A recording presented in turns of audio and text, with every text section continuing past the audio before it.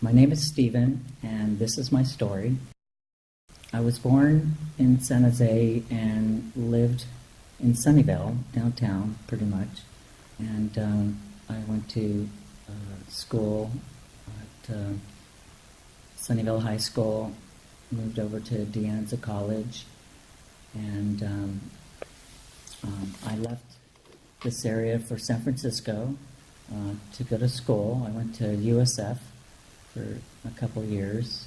I didn't graduate and worked for Levi Strauss & Company for over 5 years until they kind of tanked and got laid off. And then I moved over to Esprit de Corps. So I worked for the clothing industry for about 25 years. After Esprit, I went to work for a law firm that was pretty huge, and enjoyed 3 years until my father was passing away, and I ended up moving back to Sunnyvale to help out with the death and dying of my dad. Anyway, I don't feel I had a very good childhood. Pretty much like when I turned 18, I became my parents' parents. I recently read that it was from the book called Freakonomics, and there was a chapter in there about unwanted children, and I kind of figured that out, that I wasn't wanted, basically for my mom, because she was hoping to have a daughter.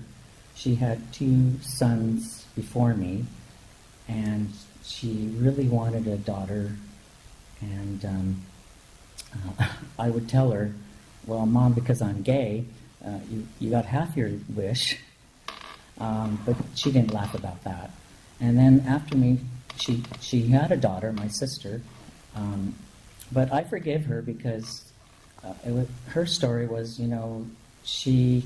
her oldest sister was so independent, but when I was born, 2 weeks later, my mom's sister and her family were in a car accident, and her sister passed away. And I say I forgive my mom because she just stopped relating or dealing with it, and she would spank me, I guess for like wetting the bed. And my dad was an alcoholic, and she enabled that. She let us as sons kind of get away with things, but my sister had to be beholden to all of her legal and financial needs. Since I was single, I ended up always having to help my mom and dad, being a mediator with their arguments, and helping them with anything legal or reading materials, that kind of thing.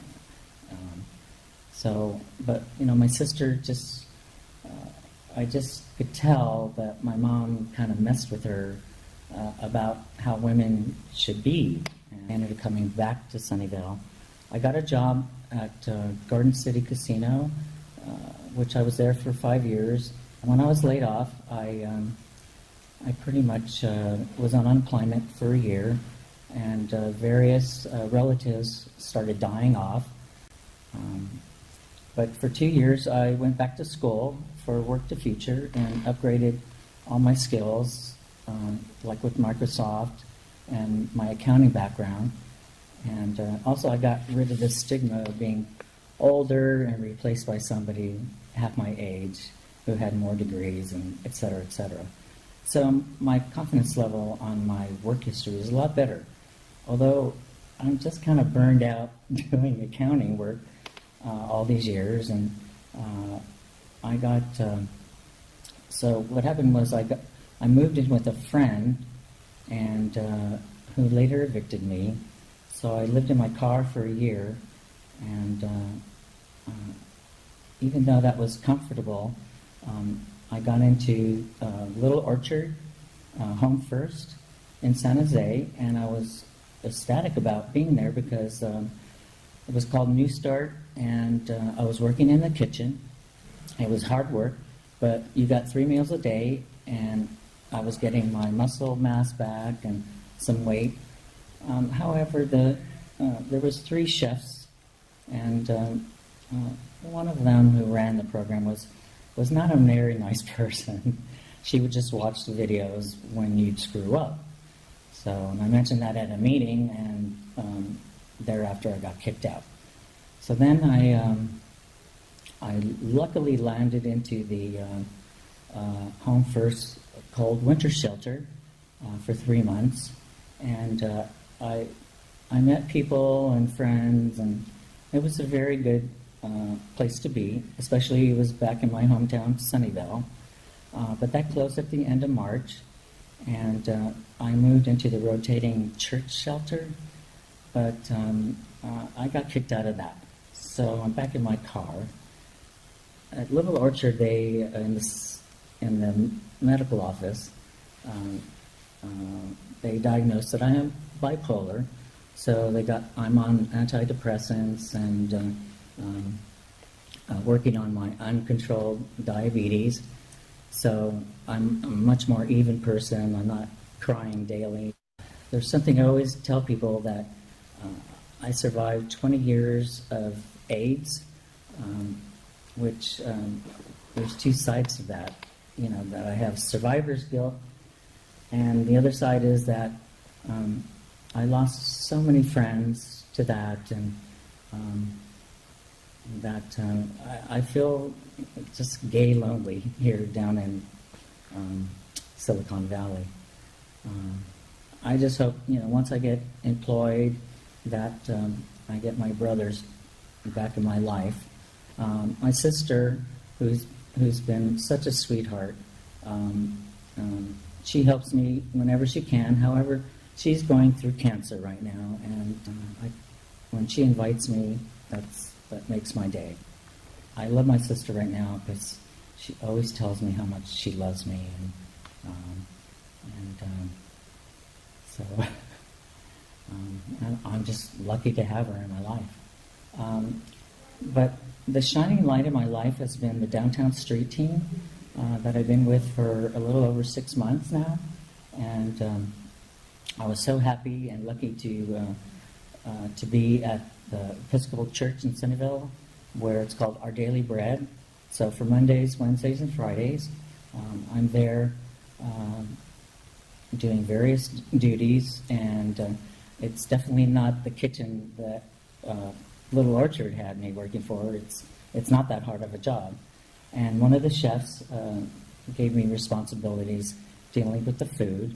I have my food handler's certification, so I'm allowed to serve in the serving line. And my supervisor, Lainey, she's been such a support and a very good friend. And other than that, I have to try to work things out. I definitely need to get a job to pay for the vehicle I own. And this Thursday, I have a second interview with Enterprise Rent-A-Car, which there's a couple of team members that not only recommended me to do that, but they're good referrals. Well, with DST, I'm very happy to be hooked up with the job squad. Olivia helped me by retwinking my resume, and I'm hoping to, once I get some employment, to hook up with Rachel as far as housing. And downtown street team has been a very good social aspect for me, because I don't feel so lonely right now with everybody. And the 4 of us that work at the church, we're a good team. So, and we get it all done. And the director there is such a great guy to work for. Occasionally I make mistakes, and when I apologize to him, he just I don't have a problem with that. So he's really a great guy to work for. But as far as downtown street team, the stipend that I get from Safeway allows me to go and get gas, and that's a very nice aspect.